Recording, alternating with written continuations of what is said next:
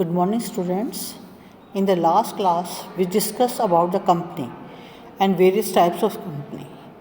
Now, in this class, I am going to give an introduction of various stages in the formation of a company. इसका मतलब क्या है कि एक company को बनाने में किन किन जो है स्टेजेस से गुजरना पड़ता है, या एक कंपनी जो है बिजनेस शुरू करने से पहले किस तरह से वो अस्तित्व में आती है. तो question is, what are the various stages in the formation of a company. First stage is promotion. Promotion means conceiving an idea of a business. इसका मतलब है, क्योंकि कंपनी एक आर्टिफिशियल पर्सन है, company is an artificial person, इसलिए artificial person का मतलब है कि कोई भी कंपनी जो है जिसके पास कंपनी शुरू करने का आता है, कोई भी व्यक्ति, उसको हम बोलते हैं promoter. Anybody who has a business idea to form a company takes various decision कि किस तरह का व्यवसाय होना चाहिए, उसमें कितना हम काम करेंगे, कितना स्केल ऑफ ऑपरेशन होगा, कैसे उस कंपनी को शुरू किया जाएगा. तो सारे आइडियाज़ उसके दिमाग में होते हैं. उस व्यक्ति को हम बोलते हैं प्रमोटर, और वही व्यक्ति प्रमोटर ही सारे काम करता है. All the responsibilities are done by the promoter. तो स्टेप्स जो हैं पहली स्टेज में प्रमोशन में क्या क्या हैं. पहला है आइडेंटिफिकेशन ऑफ बिजनेस आइडिया, यानी सबसे पहले प्रमोटर बिजनेस आइडिया या अपॉर्चुनिटी किया कि कौन सा वो प्रोडक्ट बनाना चाहता है या कौन सी सर्विस वो रेंडर करना चाहता है, यानी कौन सी कंपनी, किस तरह की कंपनी जो शुरू कर रहा है उसमें कि वो क्या काम करना चाहता है. सेकंड है आपका फिजिबिलिटी स्टडीज़. फिजिबिलिटी स्टडीज़ का मतलब क्या है.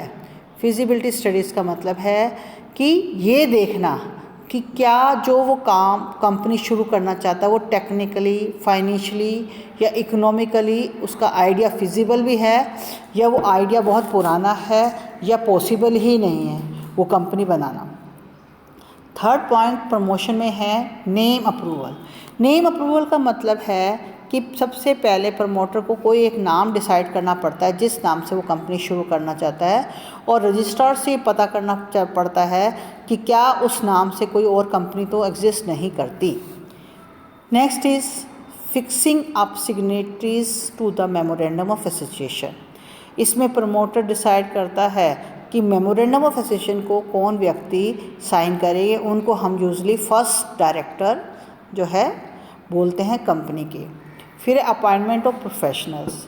इसके बाद प्रमोटर कुछ प्रोफेशनल्स को भी सर्विसेज को जो है लेता है, जिसमें हम मर्चेंट बैंकर आ गया, आपका ऑडिटर आ गया, जो कि बहुत सारे डॉक्यूमेंट को तैयार करने में प्रमोटर की मदद करता है ताकि उसे रजिस्ट्रेशन के लिए सबमिट किया जा सके.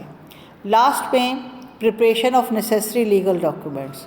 लीगल डॉक्यूमेंट्स में दो डॉक्यूमेंट्स आते हैं. पहला आता है आपका मेमोरेंडम ऑफ एसोसिएशन, दूसरा आता है आपका आर्टिकल्स ऑफ एसोसिएशन, तीसरा प्रोस्पेक्टस अगर वो कंपनी पब्लिक लिमिटेड कंपनी है.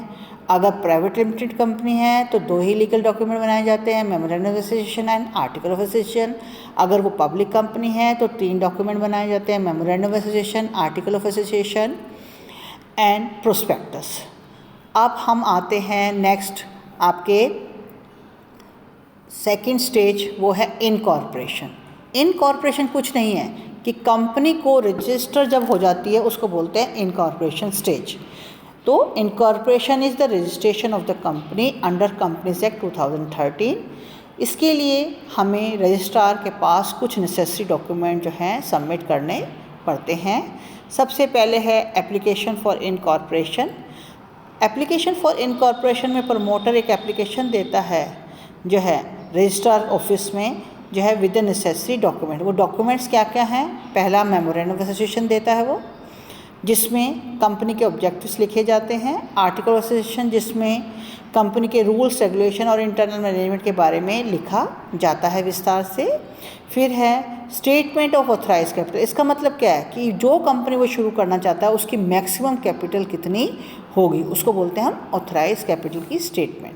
फिर है written consent of propose director to act as director and an undertaking to purchase and pay for qualification share. एक रिटर्न अंडरटेकिंग दी जाती है, डायरेक्टर रिटर्न अंडरटेकिंग देते हैं कि वो क्वालिफिकेशन शेयर खरीदेंगे और उनका पैसा भी पे करेंगे। फिर उसके बाद जो है होल टाइम डायरेक्टर्स के साथ जो एग्रीमेंट होता है उसकी कॉपी भी लगाई जाती है। फिर अगर आपने अप्रूवल ले लिया है रजिस्ट्रार से नाम का तो उसकी कॉपी भी लगती है। फिर 100 जो है रजिस्ट्रेशन के जो है 30 दिन के बाद जो है आपको जो है जब आपका जो है आपने नोटिस जो है इस नोट सबमिट किया, मतलब है कि आपको एड्रेस बताना होता है कि कंपनी का रजिस्टर्ड ऑफिस जो है कहाँ पर होगा, वो आपको बताना होता है। फिर statutory declaration affirming that all the legal requirements for the registration has been filled, ये आपको साइन करवाना पड़ता है एक एडवोकेट, या तो हाई कोर्ट का एडवोकेट हो या सुप्रीम कोर्ट का एडवोकेट हो या signatory to the memorandum of association या चार्टर्ड अकाउंटेंट इसे साइन करे, कंपनी सेक्रेटरी इसे साइन करे जो कि इंडिया में प्रैक्टिस करता है।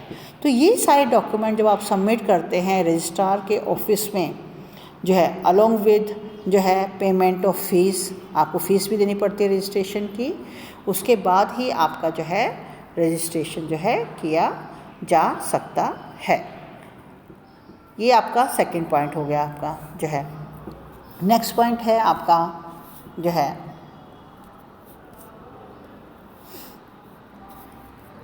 नेक्स्ट है आपका रजिस्ट्रेशन। रजिस्ट्रेशन का मतलब क्या होता है? रजिस्ट्रेशन का मतलब है कि जब रजिस्ट्रार सारी जो है डॉक्यूमेंट से सेटिस्फाई हो जाता है और रजिस्ट्रेशन फ़ीस भी ले लेता है तो वो कंपनी को रजिस्टर ऑफ कंपनी में रजिस्टर कर देता है, उसका नाम एंटर कर देता है, उसको बोलते हैं रजिस्ट्रेशन। और जैसे ही नाम रजिस्टर हो जाता है तो वो सर्टिफिकेट ऑफ इनकॉर्पोरेशन इशू करता है by the registrar of the company. जो है रजिस्ट्रार ऑफ द कंपनी जो है रजिस्टर जो है रजिस्टर में नाम लिखने के बाद सर्टिफिकेट ऑफ इनकॉर्पोरेशन इशू करता है, इसको बोलते हैं बर्थ ऑफ द कंपनी।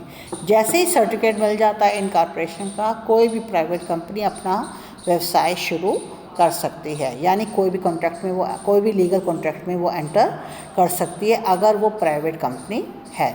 तो it is a legal document to start the business in case of a private company. मैं प्राइवेट कंपनी की बात कर रही हूँ, पब्लिक कंपनी की बात नहीं कर रही। उसके बाद थर्ड स्टेज आती है कैपिटल सब्सक्रिप्शन। कैपिटल सब्सक्रिप्शन जो स्टेज है बेटा, वो स्टेज जो है आपकी सिर्फ उन्हीं जो है पब्लिक लिमिटेड कंपनी को ही जो है वो करनी पड़ती है, फुलफ़िल करनी पड़ती है। प्राइवेट कंपनी जैसे ही सर्टिफिकेट इनकॉर्पोरेशन मिल जाता है काम कर सकते हैं, अपना व्यवसाय शुरू कर सकते हैं। लेकिन अगर पब्लिक लिमिटेड कंपनी है तो थर्ड स्टेज आपकी कैपिटल सब्सक्रिप्शन होती है, जिसमें पब्लिक कंपनी आपको पता है पब्लिक से फंड्स रेज करती है जो है with the help of prospectus के थ्रू वो जो है ये सब किया जाता है आपका जो है। और चाहे वो शेयर इशू करे चाहे वो डिबेंचर इशू किए, दोनों चीज़ें वो पब्लिक से जो है इशू के तौर पे मांग सकती है। इसके लिए उसे सेबी की परमिशन लेनी पड़ती है कि वो सेबी से परमिशन लेती है कि क्या वो जो है पब्लिक से फंड रेज कर सकती है या नहीं।